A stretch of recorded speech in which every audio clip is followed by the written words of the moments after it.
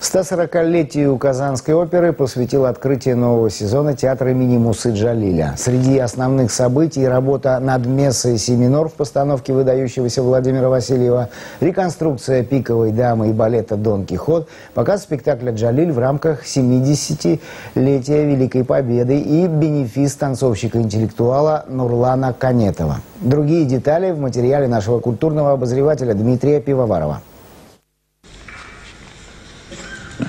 Осел, читающий Писание епископом.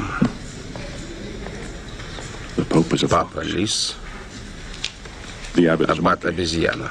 Смех как составная черта человеческого существования рассматривался еще со времен Аристотеля. И недаром философия смеха так пугала библиотекаря Хорхе из кинобестселлера «Имя Розы». В современном театре, особенно музыкальном, это имеет множество посылов, один из которых – объединить музыкальные и художественные замыслы. Если во взятом на вооружение произведении звучит термин «комический», то правила игры лишь усиливаются, доведя результат или до провала, или безоговорочного успеха.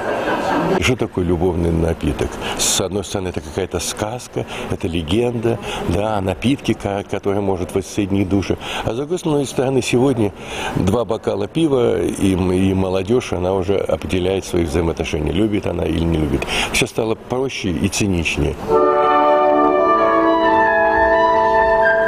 У постановщика спектаклей, чье количество перевалило за 200, это своего рода встреча с собственным детищем 2007 года, сделанного в Московской новой опере, но с ремарками, режиссерскими вставками по деталям сегодняшнего дня. Юрий Александров микширует эпохи и стили, слегка подшлепывая галантный век, и уносит зрителей то в предвоенный питерский дворик с танго, утомленный солнцем, то с антуражами современных телеситкомов с гиперболизированными типами. Казалось бы, работников театра не удивишь всевозможными метаморфозами и превращениями. Но артисты хора в этой постановке все же через это прошли. Им пришлось одеть не только эффектные большие костюмы, но и овладеть азами балетного искусства, пластической хореографии, современной композиции и так далее. Есть где разойтись фантазии и волю посмеяться. Изящная музыка Доницетти и расстановка сил дают возможность проявиться солистам и особо Гульноре Гатиной, блестяще показавшей себя на сдаче и претендующей на будущий лавры звезды.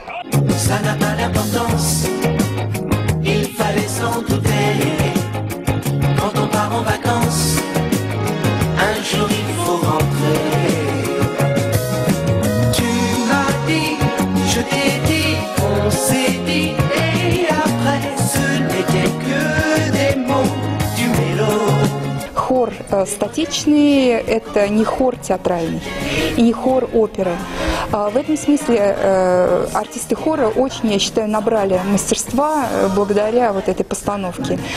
Мне кажется, что тут мне очень нравится работа хореографа. Хореограф, который вдруг увидел в наших артистах, певцах, она увидела какую-то хорошую пластику, и мне кажется, они с этим справляются. У нас же все в рамках приличия, у нас все красиво, у нас все